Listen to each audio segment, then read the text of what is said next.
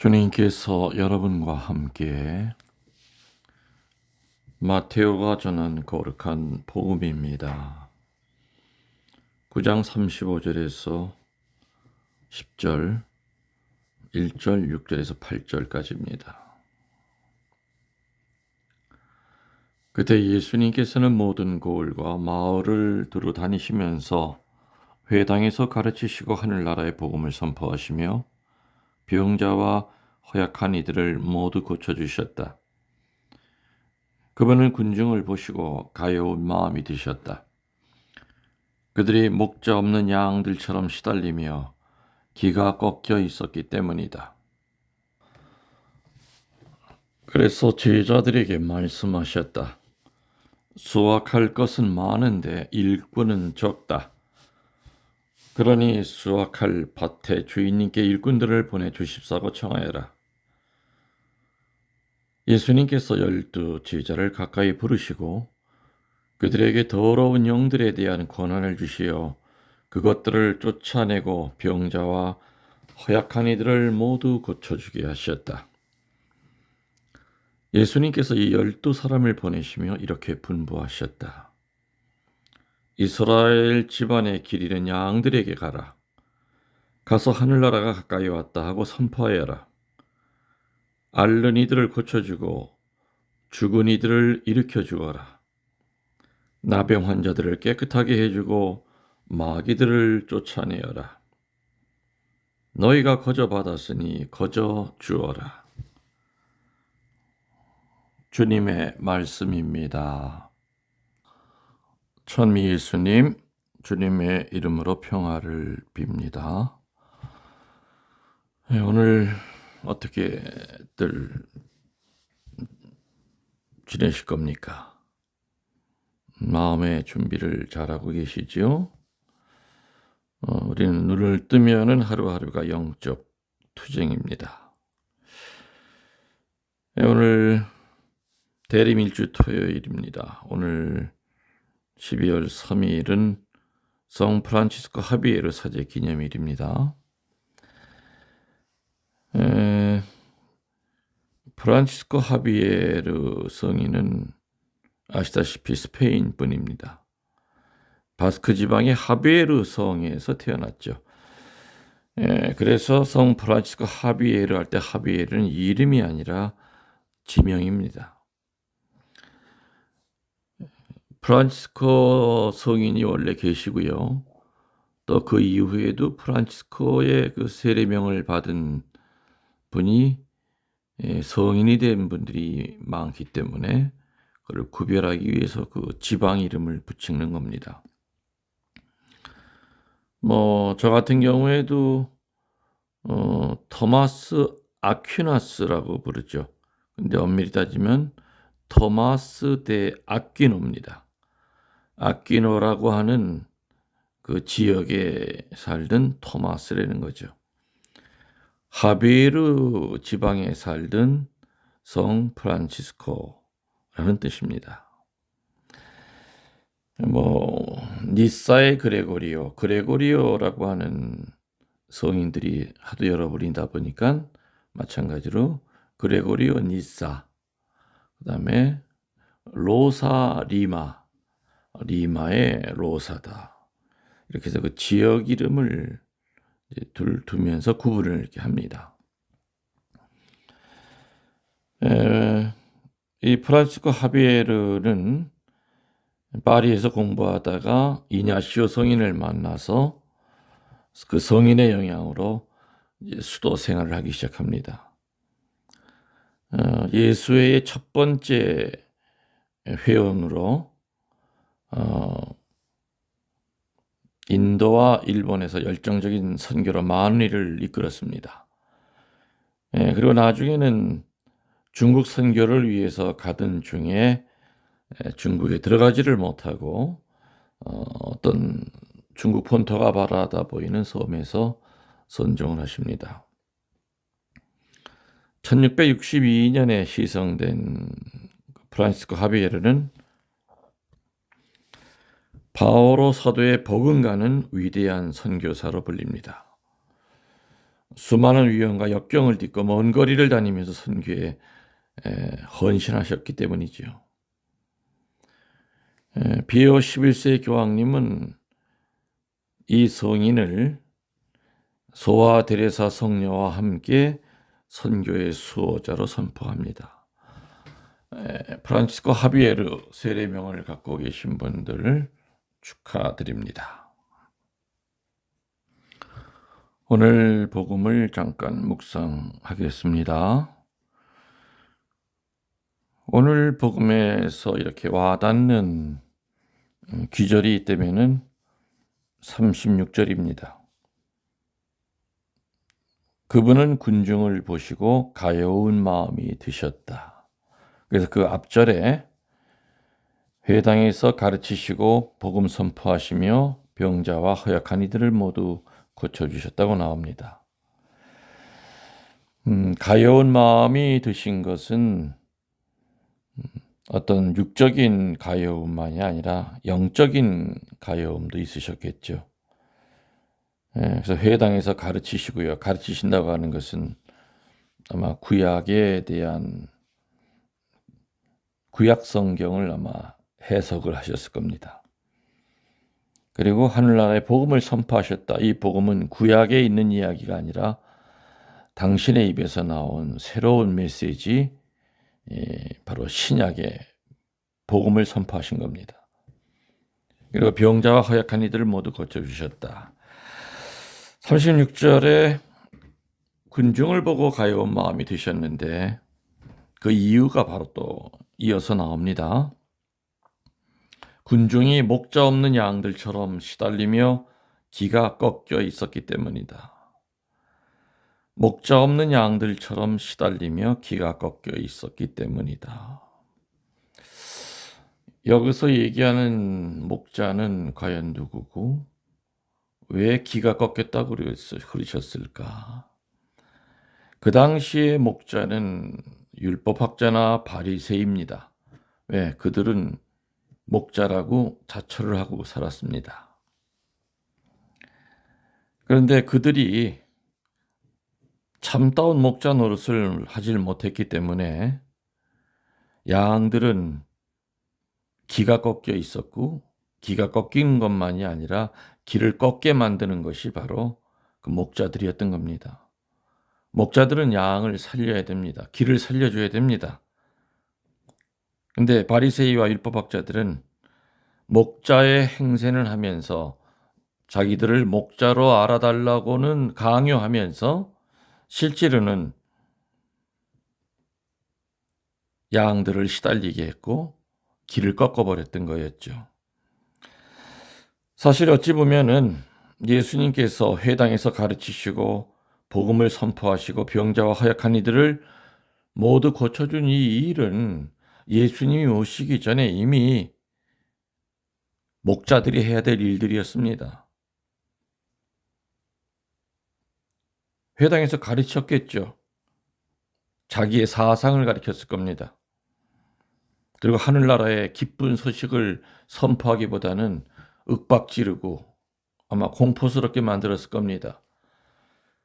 율법이라고 하는 이 거미줄 같은 인간이 만든 그 법을 가지고 양들을 옥죄었을 겁니다. 그러니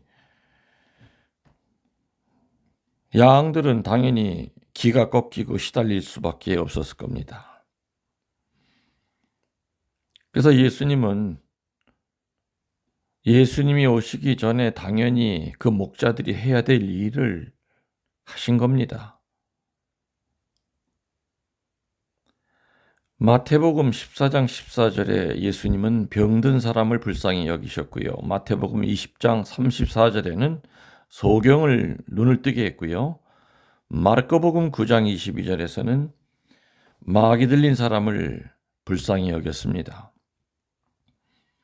또 루카복음 7장 13절에 보면 나인이라는 곳에 과부의 외아들의 장례식에서 눈물을 흘리실 만큼 과부를 불쌍히 여겨서 그 아들을 살려주시는가 하면은 마태복음 15장 32절에서는 군중들의 배고픔을 염려하셔서 오병이어의 기적을 일으킵니다. 또 마르코복음 1장 41절에서는 친구와 친척들의 품으로부터 추방당하고 홀로 죽음과 고독 속에서 병고에 시달려 삶을 포기하고 절망의 나날을 보내고 있는 문둥병자의 아픔을 동정하시면서 완치시키시는 모습을 볼 수가 있습니다.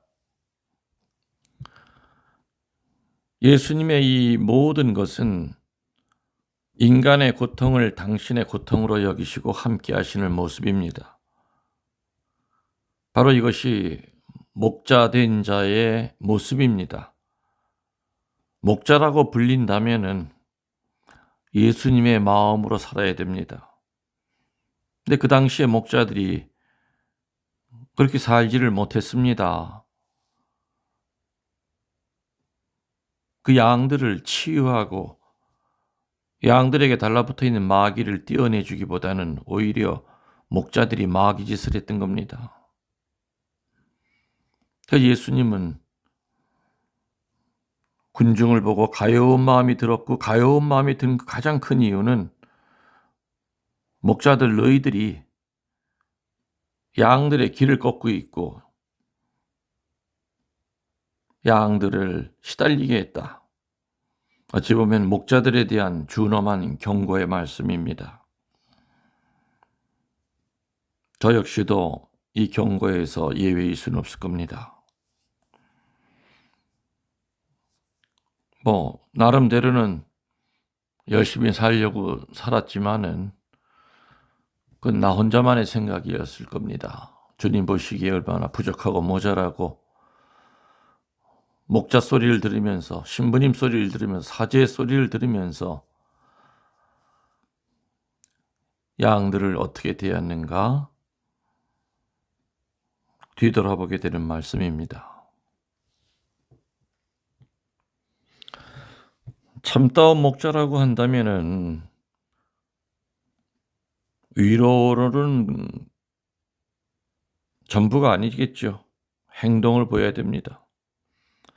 예수님은 그들의 고통을 보시기만 하고 마음으로만 안타까워하시는 것이 아니라 말로만 위로하시는 것이 아니라 그들의 고통을 실제로 덜어주시는 분이었습니다.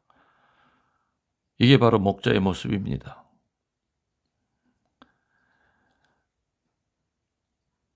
그 당시 유대 종교 지도자들, 바리새인이든 율법학자들, 사두가이파들은 예수님처럼 그런 눈으로 양들을 보지 않았습니다. 그들이 일반 대중을 보는 눈은 달랐습니다.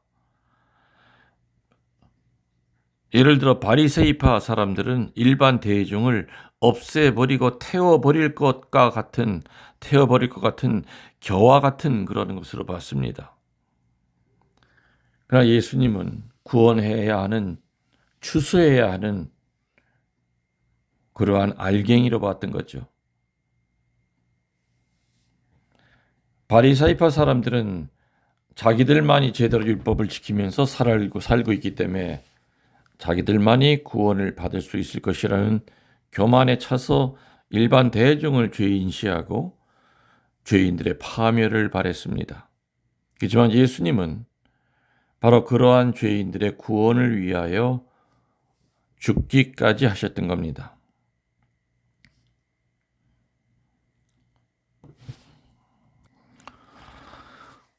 추수는 추수할 일꾼이 있어야만 추수를 할 수가 있습니다.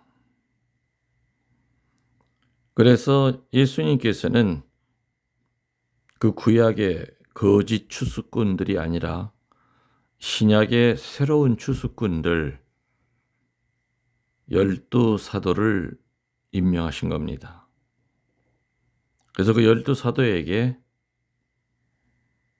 주신 권한은 첫 번째가 더러운 영들에 대한 권한을 주셨습니다. 구마권을 주십니다.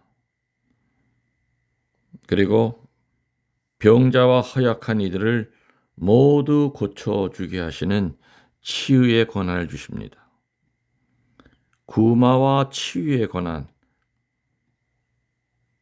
신약에 추수할 일꾼들에게 내리는 하느님의 특별한 축복입니다. 열두 사도들의 후계자들은 오늘날에 죽여요. 그 협조자들인 사제들입니다.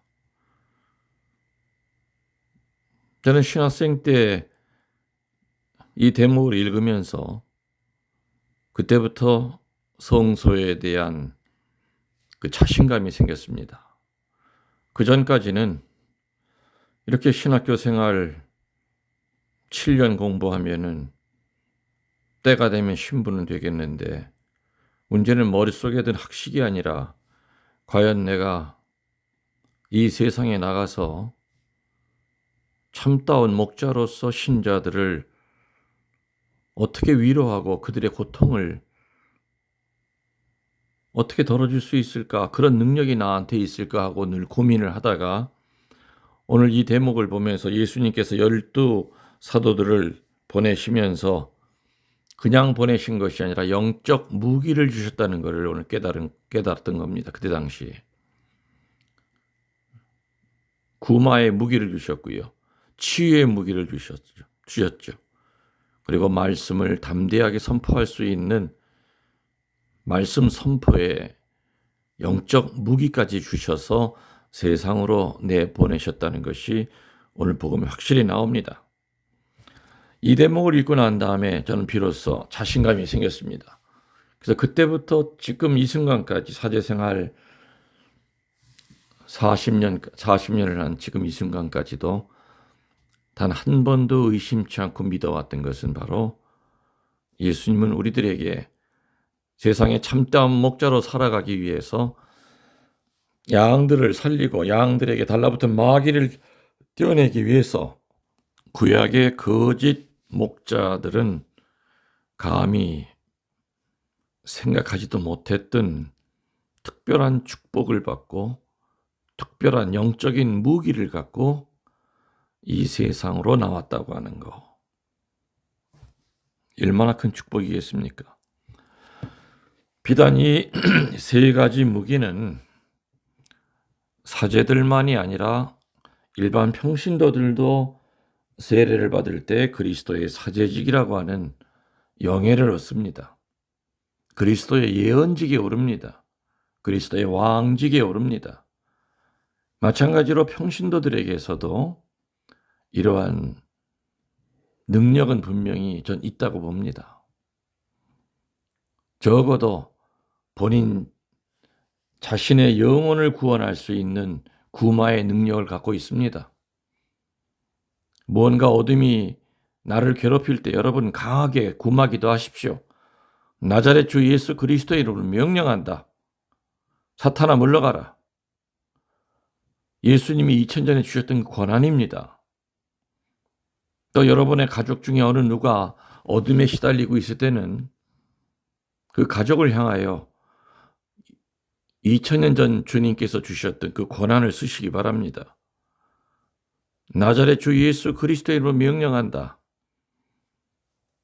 내 자식 아무에게 붙어있는 사탄아 물러가라. 주 예수 그리스도에게로 가거라. 강하게 자신 있게 조금의 의심도 없이 구마기도 하시기 바랍니다.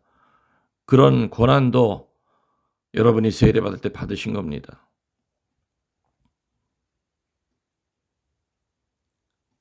성체를 용하고 난 다음에 성체를 용한 그 손으로 여러분 아픈 데를 치유하실 수 있는 권한을 받으신 겁니다. 성체를 용한 그 손을 가지고 집에 가서 환자가 있을 때 안수를 하십시오. 치유가 됩니다.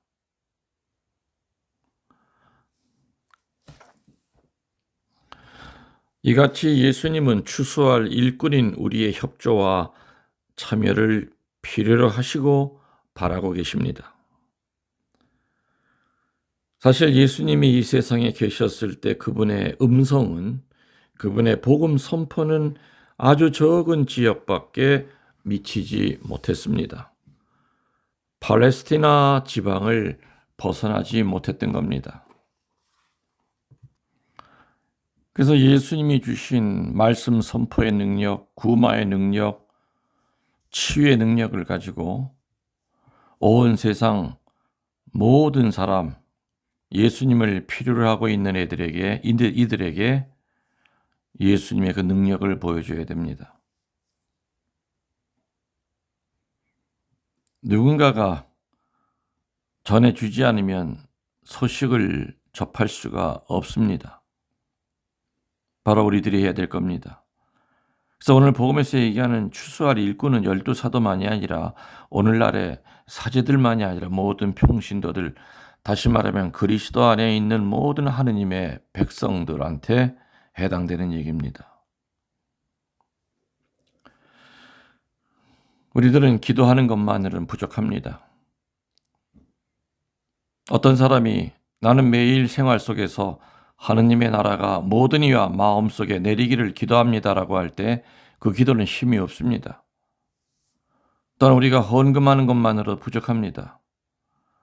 예수 그리스도께서 우리 모두에게 우리가 인도해야 할 사람들을 맡기셨기에 그분이 우리 모두에게 원하시는 것은 우리가 매일의 생활 속에서 복음을 구체적으로 전하는 일꾼이 되어야 된다는 얘기입니다. 옆집에 누가 아파하는 사람이 있을 때 저 사람 병이 낫게 해주십시오. 물론 그 기도가 절실하다면 병이 나을 수도 있지만 그 순간에 하느님이 그 기도하는 그 사람에게 원하는 것은 빨리 옆집으로 달려가서 그 사람 들러엎고 병원에 가서 치료받게 하는 겁니다. 옆집에서 누가 굶어 죽어 갈 때 자기는 배부르게 먹으면서도 기도하면서 옆집에 있는 불쌍한 사람을 위하여 주님 도와주십시오. 예수님 뭐라 그러겠습니까? 네가 먹고 있는 밥 그 사람에게 갖다 주어라 이겁니다. 이렇게 예수님의 긍휼히 여기심은 이론으로 끝나는 것이 아니고 생각으로만 끝나는 것이 아니라 구체적이었습니다. 말씀 선포와 구마와 치유는 구체적이어야 됩니다. 추상적이 아닙니다.